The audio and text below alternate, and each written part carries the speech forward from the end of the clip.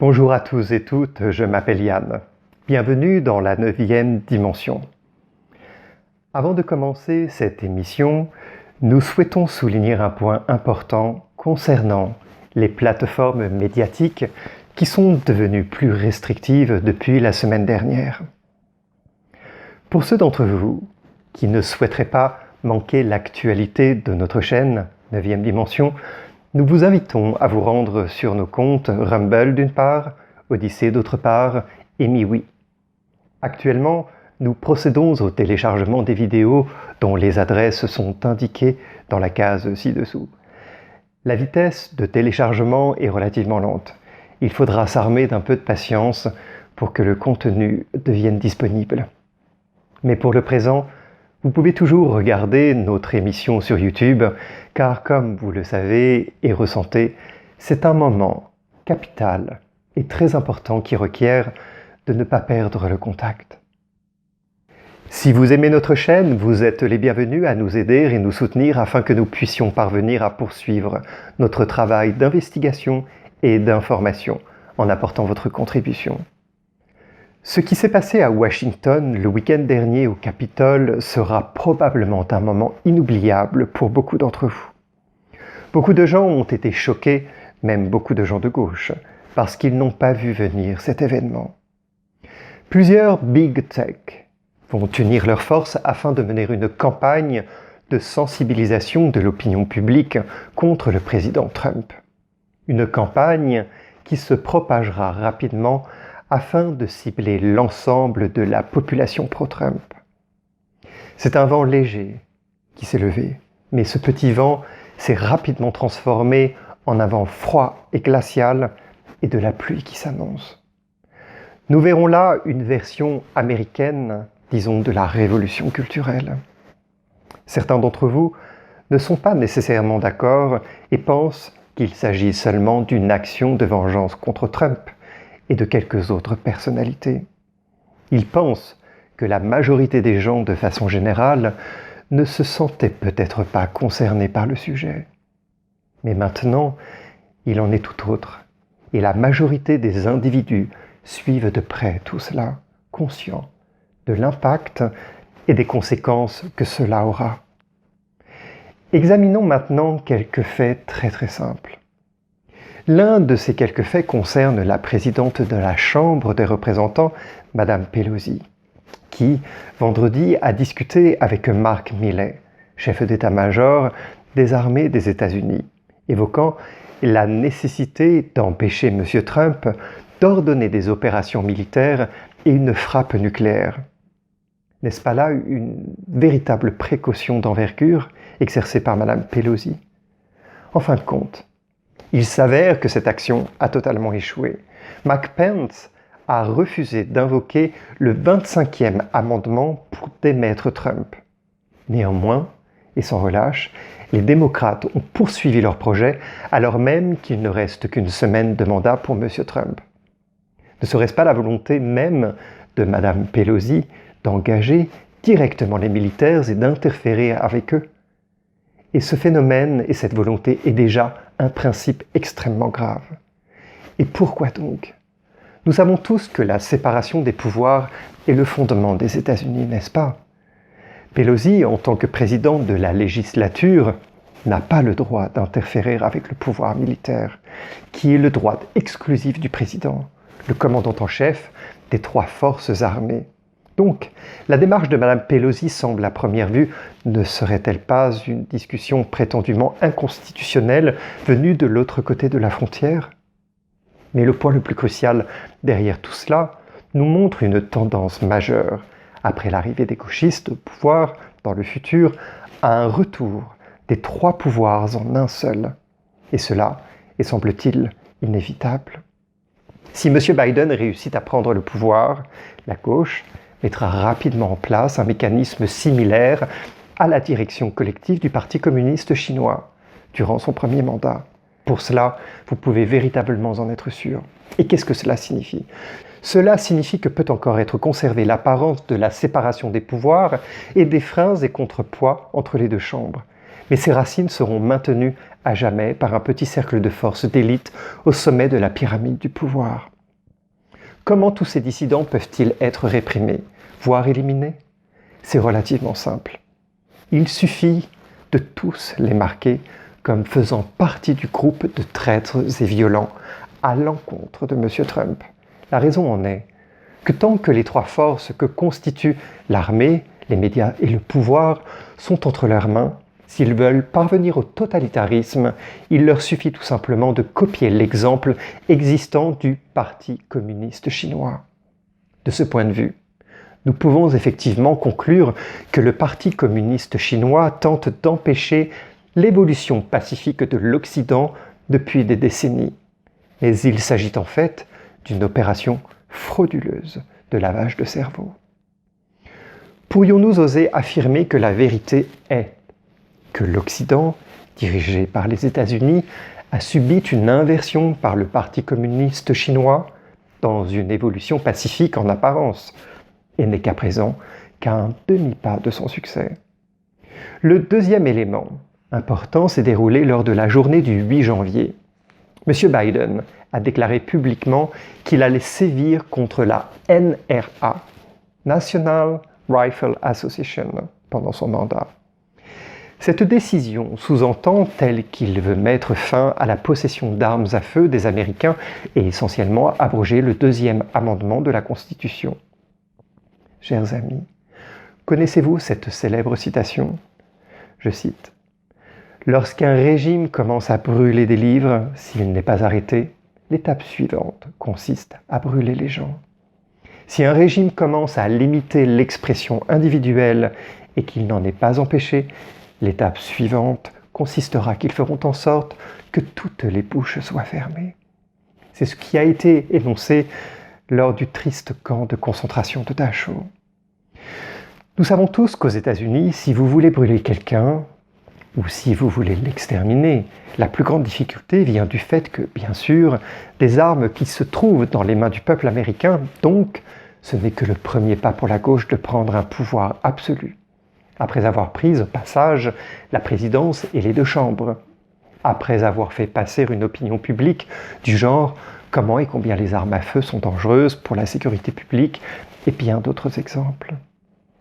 Biden a très clairement indiqué que serait nécessaire un programme unique de 4 ans pour l'interdiction des armes à feu. Ainsi, vous l'aurez compris, une fois que le peuple sera privé de ce pouvoir armé, ce qui reste est très simple. En utilisant le système de crédit citoyen déjà existant avec une petite modification ajoutée, puis en empruntant le système de crédit du Parti communiste chinois, WeChat. C'est-à-dire ce qui est dit sur les réseaux sociaux, accompagné d'un code vert sanitaire pour suivre la cible à tout moment.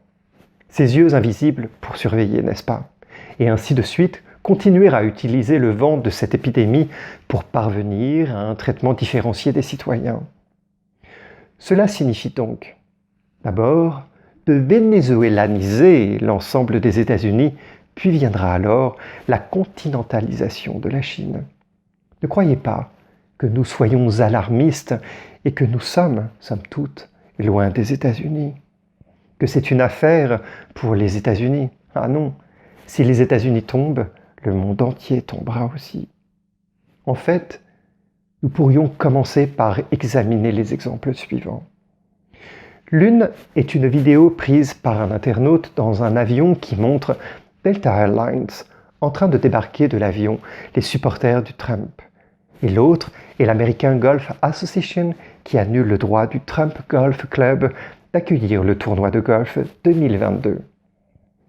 Un autre exemple est celui d'un jeune homme qui a signalé que sa mère assistait à un rassemblement à Washington le 6 janvier et qui a ensuite posté sur les médias sociaux avec suffisance « Je ne sais pas si elle était au Capitole, mais elle peut l'expliquer elle-même au FBI » et le message suivant a été suivi par quelqu'un qui a écrit qu'il avait également signalé son beau-frère.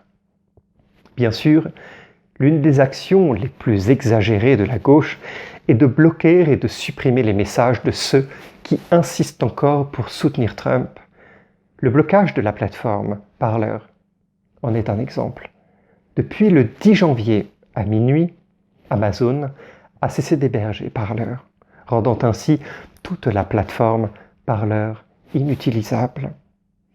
Bien qu'une déclaration du PDG de Parler, dont le nom est John Matters, expliquant qu'ils font actuellement tout leur possible pour remplacer le serveur, la plateforme pourrait être indisponible pendant une semaine environ, et qu'en réalité, cela pourrait être bien pire. Sur Fox News, il a déclaré publiquement qu'après qu'Apple, Google et Amazon aient retiré l'application Parler et suspendu leurs accords de services de médias sociaux en totalité, des services de messagerie de texte aux fournisseurs de courriers électroniques et même aux avocats avec lesquels ils traitent habituellement, tout a été interrompu le même jour. La raison en est certainement très simple, car ces fournisseurs et partenaires n'osent pas offenser ces géants. Sinon, ils risqueraient eux-mêmes d'être coupés. C'est-à-dire que Parler face au danger d'être évincé par tous les métiers en alliance. Martz lui-même ne nie pas que son entreprise est susceptible de faire faillite prochainement. Nous ne pensons pas qu'un Américain, sans parler des conservateurs et des électeurs du milieu, aurait rêvé d'un tel scénario il y a une semaine. Même beaucoup de gens de gauche sont abasourdis et ont du mal à accepter. Nous savons tous que le Wall Street Journal a toujours été considéré comme un média relativement neutre. Mais dans cette élection, ils sont essentiellement avec tous les médias de gauche. Sa tendance de gauche est très évidente. Mais pas plus tard que le 10 janvier, la rédaction du Wall Street Journal a publié un éditorial et une vidéo qu'elle jugeait inappropriée pour supprimer les comptes de M. Trump et de ses partisans. Le comité de rédaction a déclaré que lorsque vous utilisez la technologie pour supprimer la dissidence dans la société, elle ne disparaît pas. Elle va dans des endroits que vous ne pouvez pas réglementer. Elle va même dans la rue et devient de la violence physique. Tout bonnement parce que ces personnes se sentent marginalisées par l'ensemble de l'Amérique. Ils ont leur propre opinion. Et comme vous pouvez le voir dans leur vidéo, il y a 4 journalistes chevronnés qui discutent de la question et pensent presque tous que c'est bien trop pour Twitter et Facebook de bloquer les comptes de Trump et pour Google et Apple de supprimer Parler. Et puis, il y a la chancelière allemande, Angela Merkel, qui toujours a été considérée comme une vétérante de la gauche blanche, comme nous le savons tous. Son influence sur l'ensemble du tournant à gauche de l'Europe a atteint le niveau de joueur d'échecs dont le Parti communiste chinois parle toujours. Mais à un tel niveau, une telle personne peut difficilement accepter la pratique de Twitter et de Facebook. Le porte-parole du gouvernement allemand, Steffen Seibert, a publié une déclaration spécialement à cet effet. Il a déclaré « La parole peut être réglementée, mais seulement en conformité avec la loi. Et il ne faut pas laisser les entreprises privées en décider. » Donc de ce point de vue, la chancelière estime que la sanction du blocage du compte du président américain est fortement problématique. Et pour nous en France, même M. Jean-Luc Mélenchon ne le tolère absolument pas, et encore moins Marine Le Pen. Ils ont tous ouvertement dénoncé cette suppression comme une usurpation du droit au débat public par les géants de la tech. Ce qui nous choque, c'est que Twitter, qui a fermé le compte de Trump, la régulation des géants du numérique ne peut pas et ne doit pas se faire par l'oligarchie numérique elle-même.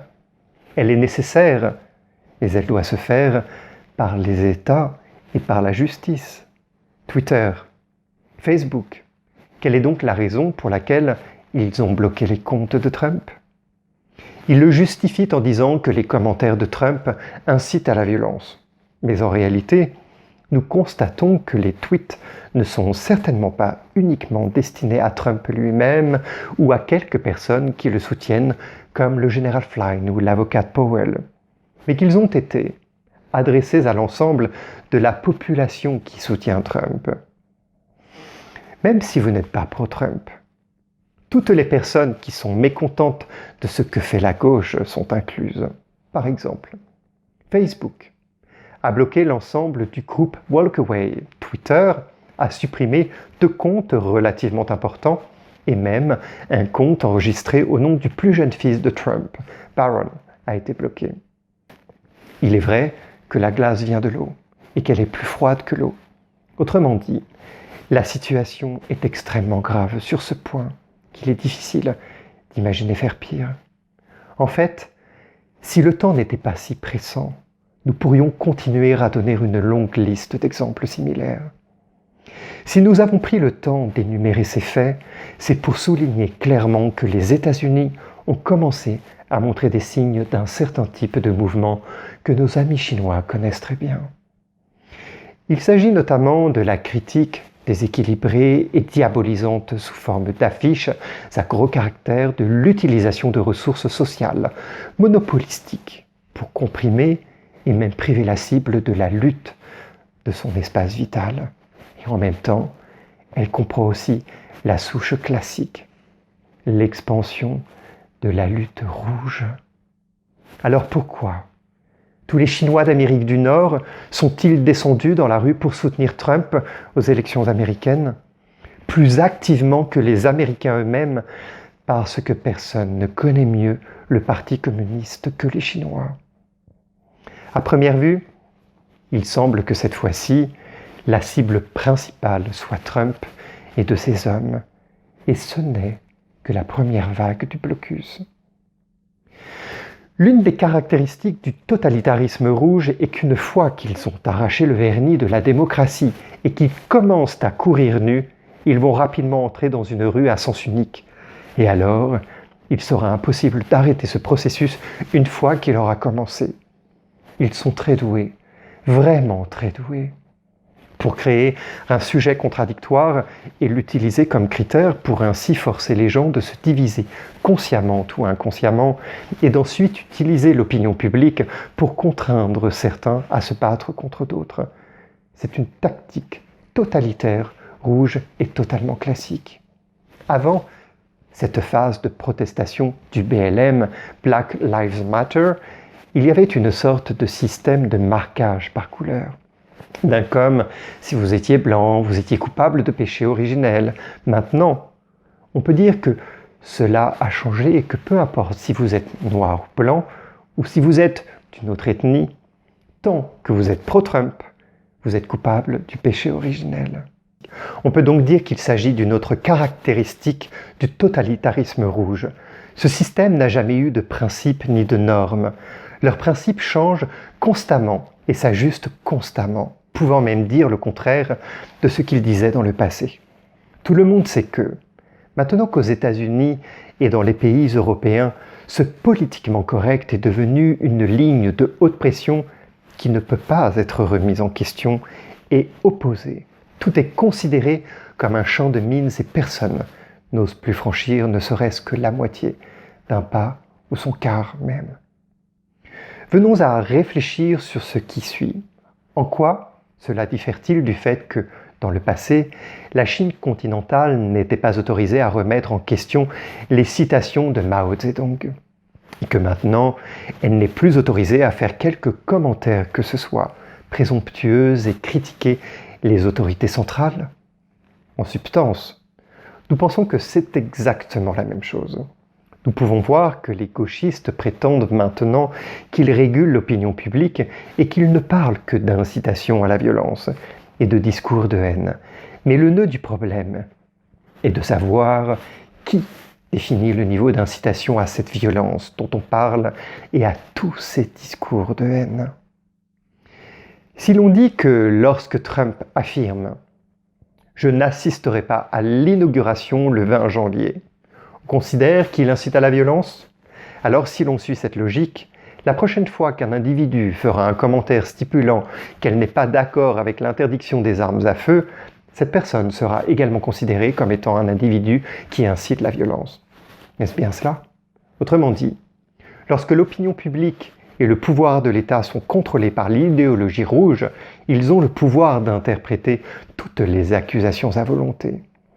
C'est comme le crime de contre-révolution à l'époque de Mao Zedong, le crime de hooliganisme à l'époque de Deng Xiaoping, Le crime de se quereller et de provoquer des troubles et ce crime d'arrogance envers les autorités centrales de la Chine continentale. C'est-à-dire que les noms peuvent être variés, mais la substance est la même, en ce sens que la punition est exprimée avec ces mots différents. Regardons l'atmosphère créée aux États-Unis par le jugement et la mobilisation du mouvement de masse par ces oligarques de la technologie. En quoi cela diffère-t-il du totalitarisme numérique du Parti communiste chinois? D'après les informations qui circulent dans les grands médias, il semble que Trump se trouve dans une situation extrêmement dangereuse. Il s'est mis en danger, lui et sa famille, pour montrer au monde entier que si le président ne peut pas garantir la liberté d'expression sous le régime démocratique, le citoyen moyen ne vaudra pas mieux qu'un poulet. En 1815, les pères fondateurs des États-Unis, John Adams, écrivaient à Thomas Jefferson « Notre Constitution n'est faite que pour un peuple moral et religieux. Elle est tout à fait inadéquate pour le gouvernement de tout autre. » Eh bien, la vie de cette démocratie prend fin lorsque ces gens sans morale, nus et honteux, courent partout en nous disant tout ce qu'il faut faire. Que fera donc Trump? Ensuite, beaucoup de gens sont déçus et pensent que Trump est un lâche. Et j'ai entendu dire que Trump aurait un QI de 160. Et j'ai entendu dire que Trump se prépare depuis longtemps à ce qui arrive aujourd'hui. Nous avons mentionné dans la dernière vidéo que le Vatican serait le prochain centre d'intérêt. Ensuite, Lin Wood a également confirmé par certaines sources que le pape avait été arrêté le jour du blackout du Vatican et que le gouvernement italien était entré en état de crise. La chasse aux sorcières a peut-être déjà commencé, et comme nous l'avons dit, Trump applique l'art de la guerre de Sun Tzu. Peut-être a-t-il pratiquement terminé son déploiement aux États-Unis, et ne serait-il pas le temps maintenant de nettoyer les pions étrangers de l'État profond qui ont interféré avec l'élection américaine? En ce moment extraordinaire, Trump a déclaré l'état d'urgence à Washington et y a redéployé des troupes. Le document de la Maison-Blanche en donne la raison. Se concentrer sur la protection de l'inauguration du 59e chef d'État, le 20 janvier, et sans heurte, effective du 11 au 24 janvier. Le drame des élections américaines est soudainement devenu très subtil et très intéressant. Les différents camps de spectateurs auront des interprétations différentes, car le 59e chef d'État peut être placé sur la tête de n'importe qui. Nous nous demandons si Trump va créer une autre USA au Texas pour la 59e administration. Et Biden et Harris sont au sous-sol avec leurs alliés pour la 46e passation du pouvoir présidentiel de USB, US plus Biden. Les choses seraient hilarantes, mais ridicules. Nous pouvons plaisanter et se détendre un peu. Tout est en accord, en suspens et dans l'air, et ce jusqu'à la fin. Peut-être verrons-nous Biden en tant que président à la télévision, mais ce ne sera pas la preuve de la victoire, mais le début de leur destruction totale. Ainsi donc, vous qui soutenez le président Trump, ne soyez pas frustrés par cela, gardez la tête froide, assurez-vous simplement que votre position est la bonne, c'est notre victoire, celle qui peut sourire jusqu'à la fin. Soyez positifs et confiants, mais lucides et réalistes. Prenez grand soin de vous et à très bientôt sur notre chaîne La 9e Dimension.